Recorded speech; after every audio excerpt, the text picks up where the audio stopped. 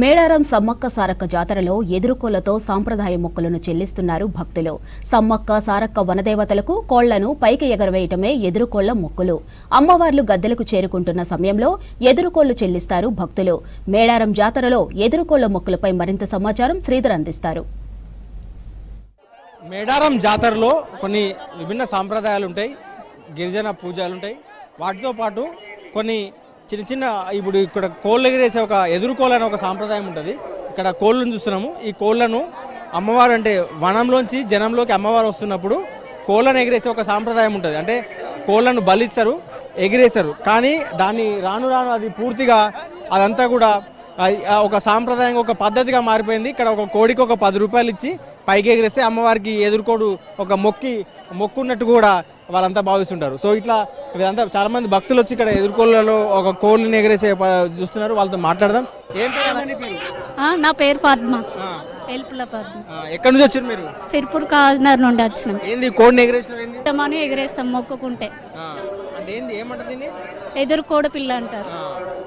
ఎంత తీసుకున్నారు? 10 రూపాయలు ఒక్కరికి. మీరు ఎక్కడి నుంచి వచ్చారు? మేము కాగజ్ నగర్ నుంచి వచ్చినామండి. నా పేరు శ్రీజ.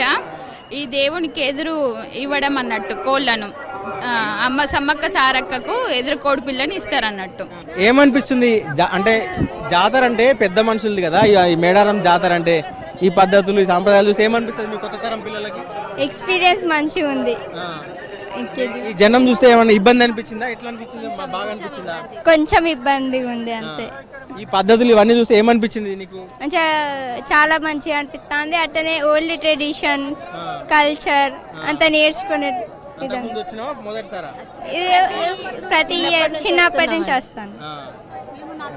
ఇది చాలా మంది ఇక్కడ ఒక ఎదుర్కోల ఒక పద్ధతి రాను రాను ఇది ఎట్లా అయిపోయిందంటే ఒక మొక్కుబడిగా, అంటే జనరల్గా అమ్మవారు వనంలో నుంచి జనంలోకి వస్తున్నప్పుడు కోళ్లను బలిస్తూ పైకి ఎదిరేసి ఒక సాంప్రదాయం కాస్త ఇప్పుడు ఇక్కడ దీనికి ఒక ఇక్కడ స్థానికులకు కావచ్చు, ఇక్కడ కొంతమందికి ఇది ఉపాధి మార్గం కూడా ఉంది. కోడిని పైకి ఎగిరేసి ఒక 10 రూపాయలు తీసుకుంటారు. ఏం పేరమ్మని పేరు? రాజేశ్వరి. ఎక్కడ ఎవరు మీది? గుర్రంపేట. ఇక్కడ దగ్గరనేనా? దగ్గర లోకలే, మొలుగు దగ్గర. ఎంత తీసుకుంటారు ఇప్పుడు కోడిని ఎగిరేసి? తల్లికి 10 పిల్లకి 10 తీసుకుంటాం. ఈ అమ్మవారికి ఇది ఇష్టం, అనుకున్న కోరిక నెరవేరుతుంది, మంచిది ఏదంటే అది జరుగుతుంది అని మొక్కేసుకుంటారు జనం. నేను వచ్చా 10-20 రోజులు అవుతుంది.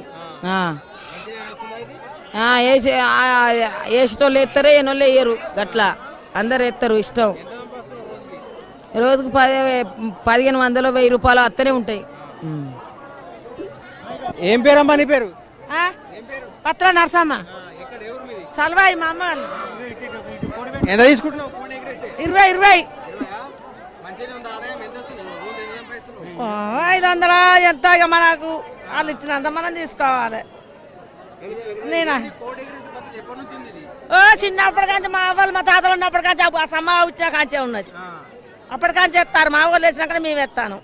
కోడి కోసులు లేదు, ఓన్లీ మీదికి ఎగిరేసి కోసుడే లాస్ట్ కోసుడే అమ్మవారు వచ్చిపోయినాక మొత్తం కట్ చేస్తాం. ఎదుర్కోళ్ళ సాంప్రదాయం కొనసాగుతుంది. అంటే అయితే ఇక్కడ ఒక 10 రూపాయలు ఇచ్చి ఒక కోడిని పైకి ఎగిరేసి అమ్మవారికి సమర్పించినట్టు కూడా భక్తులు భావిస్తున్నారు. సో సమ్మక్కకు సారలక్కకు 10-20 రూపాయలు తీసుకొని ఒక కోడిని పైకి 2 సార్లు పైకి ఎగిరేసి సమ్మక్కకు మేము ఆ కోడిని సమర్పించుకున్నట్టు కూడా భక్తులు భావిస్తున్నారు. అదొక ఈ స్థానికులకు చిరు ఒక ఆదాయంగా కూడా మారింది. జాతర కొనసాగిన రోజులు కూడా కోళ్ళు ఎగిరేస్తారో, ఇట్లా వెమ్లవాడలో ఎట్లా లేగదూడని కట్టేస్తారో ఇక్కడ కోడి ఎగిరేసే సాంప్రదాయం కూడా ప్రారంభమైంది. గత కొన్ని ఏళ్ళుగా కూడా ఇది అంటే జాతర ఏళ్ళుగా కూడా ఇది ఈ సాంప్రదాయం కొనసాగుతున్నట్టు కూడా స్థానికులు చెప్తున్నారు. కెమెరామెన్ పురుషోత్తంతో మేడారం నుండి V6 న్యూస్.